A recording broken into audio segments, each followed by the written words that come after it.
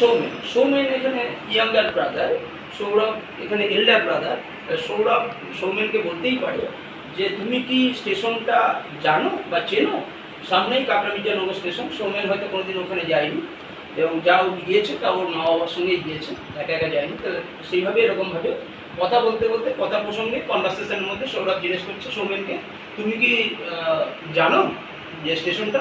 তাহলে সৌরভ, এইবার আমি ইন্টারগ্রেটিভ সেন্টেন্সে চলে এসেছি, এটা কিন্তু অ্যাসার্টিভ সেন্টেন্স না। তাহলে এইবার আমার প্রশ্ন সৌরভ, সেটের জায়গায় কি আমি সেটটাই রাখবো নাকি না চেঞ্জ হয়ে গিয়ে একটা ভার্ব ইউজ করবো পাস্ট টেন্সে? কি চেঞ্জ করবো আমি ইন্টারগ্রেটিভ সেন্টেন্সে? সেটের জায়গায় আমি কি করবো? আস্কড বসাবো। তাহলে রিপোর্টিং ভার্ব এখানে সেটের জায়গায়, এখানে আস্ক। তাহলে সৌরভ আস্কড সৌমেন, আস্কডের পরে আর টু বসবে না, কোনো এখানে প্রিপজিশন বসবে না। তাহলে সৌরভ আস্কড সৌমেন, দুটো সেন্টেন্সকে এখানে আগে ছিল লিঙ্কার দ্যাট, এখানে কি বসবে? ইফ। ভেরি গুড, ইফ বা ওয়েদার। তাহলে সৌরভ আস্কড সৌমেন ইফ এবার সৌমেন প্লাস ইউ ছিল, প্রোনাউনটা ছিল ডু ইউ নো। তাহলে সৌমেনের পরিবর্তে প্রোনাউন কি বসে? হি। সৌরভের পরিবর্তে প্রোনাউন যেমন হি, তাহলে এখানে এটা জাস্ট পার্সোনাল, তাই তো? এটা প্রপার নাউন। সৌমেন বা সৌরভ এটা নির্দিষ্ট করে বলছে। তাহলে এখানে তাহলে ইফ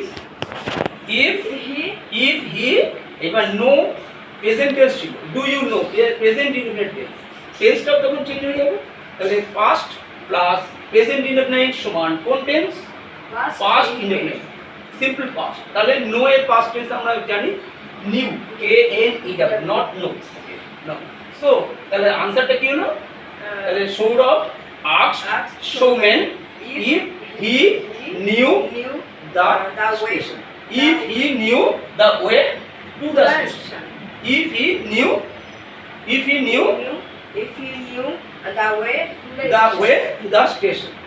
To the station. এবার লাস্টে হচ্ছে মজাটা হচ্ছে ভেরি ফান, এটা কিন্তু লাস্টে কোশ্চেন মার্ক চেঞ্জ হয়ে গিয়ে অ্যাসার্টিভ হয়ে গেল, পাংচুয়েশনটা এখানে ফুল স্টপ হয়ে গেল। তাহলে আনসারটা হয়ে গেল Sourav asked Showman if he knew the way to the station. তাহলে লাস্টে অ্যাসার্টিভ হয়ে গেল। তাহলে ইন্টারগেটিভ সেন্টেন্সটা চেঞ্জ হয়ে গিয়ে কোন সেন্টেন্স হয়ে যায়? অ্যাসার্টিভ হয়ে যায়। তাহলে আমাকে সেন্টেন্সটা জানতে হবে। তারপরে ইন্টারগেটিভ সেন্টেন্স আরেকটা পার্ট হচ্ছে, সবসময় আমরা ই বসাবো না, কখনো WH ওয়ার্ড দিয়ে বসানো হবে। আমি এখানে সৌরভ তোমাকে আমি শিখিয়েছি না WH ওয়ার্ডের একটা সেন্টেন্স আমি বলেছি। কি সেন্টেন্স বলেছি আমি? কোশ্চেনটা I said to him, what are you doing? Yes, I said to him. আমি ধরো এখানে তোমার ভাই সৌমেন বসে আছে, আমি সৌমেনকে বললাম I said to him, আমি তাহাকে বললাম what are you doing? তাহলে এখানে WH ওয়ার্ডগুলো what, why, where, how, ঠিক আছে? এর মধ্যে একটা ওয়ার্ড, একটা part, what are you doing, তুমি এখন কি করছো? হোয়াট আর ইউ ডুইং, এখানে নাউটা বলিনি আমি, অ্যাডভার্ব বলিনি। What are you doing, what are you doing এর পরে কি কোনো অ্যাডভার্ব আছে? হোয়াট আর ইউ ডুইং, তুমি এখন কি করছো? তাহলে এবার WH ওয়ার্ড থাকলে WH ওয়ার্ডটাই বসাবো, এখানে কিন্তু ই বসবে না। তাহলে আমরা জানবো রিপোর্টিং ভার্ব সেটের জায়গায় আমি কি বসাবো? সবসময় সেটের জায়গায় আমি রিপোর্টিং ভার্ব সবসময় ইনডাইরেক্টলি কি করব? সেটের জায়গায় ইনডাইরেক্ট স্পিচের ইন্টারগেটিভ সেন্টেন্সে সেট টু বা সেটের জায়গায় কি বসবে? সেটের জায়গায় সবসময় আস্কড বসবে। তাহলে সৌরভ আস্কড, সৌরভ এর জায়গায়, তাহলে এখানে সৌরভ বলিনি, এখানে আমি বলেছি। তাহলে আই সে কোশ্চেনটা কি রয়েছে? I said to him, আমি তাহাকে বললাম। তাহলে I asked him what are you doing now? তাহলে him plus you সমান he। তাহলে I asked him if he was doing।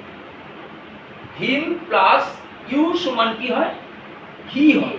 তাহলে he হয়। তাহলে I asked him হোয়াটটাকে হোয়াটই রাখবো, যে না এখানে নেই, কি বলবো? তাহলে হোয়াট হি, এবার টেন্সটা past indefinite plus present indefinite, past indefinite, কিন্তু এখানে টেন্সটা চেঞ্জ হয়ে গেছে, এখানে past indefinite plus what are you doing now present continuous change হয়ে গিয়ে কোন টেন্স হয়?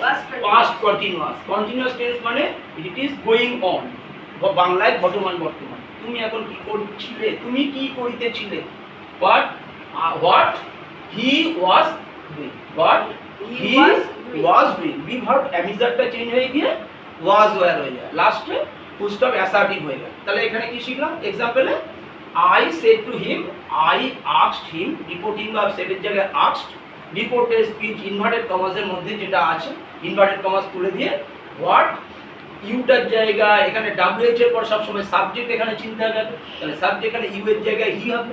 এবার তারপরে বি ভার্ব রয়েছে, হেল্পিং ভার্ব অ্যামিজার চেঞ্জ হয়ে গিয়ে ওয়াজ হয়ে যাবে, হি এর পরে আরও হয় না, হি এর পরে ওয়ার হয় না, হি এর পরে ওয়াজই হয়, তাহলে হি ইফ এখানে তাহলে কি হবে, হোয়াট হি ওয়াজ ডুইং, তাহলে ফুল স্টপ, এটা সেন্টেন্স। তাহলে অ্যাসার্টিভ, ইন্টারগেটিভ, বুঝতে পারলে, আন্ডারস্টুড? হ্যাঁ, Yes, I have I understood.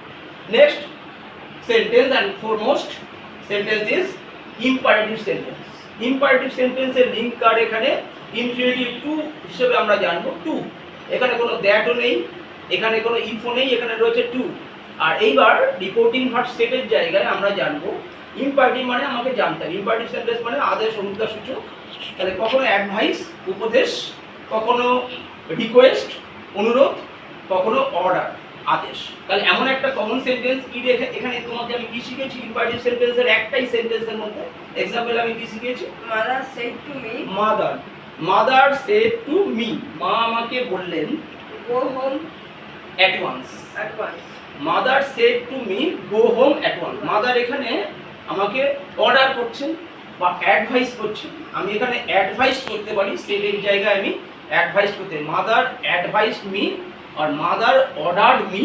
এবার দুটো সেন্টেন্সকে আমি যুক্ত করব লিঙ্কার টু ইনফিনিটিভ টু, তারপরে ভার্ব। খুব তাহলে কমন জিনিস, মাদার অ্যাডভাইসড মি আর mother ordered me Ordered me to to go home home at at once. once. কিন্তু এইখানটা একটা বিরাট ব্যাপার, হোমটা আমরা জানি অ্যাডভার্ব।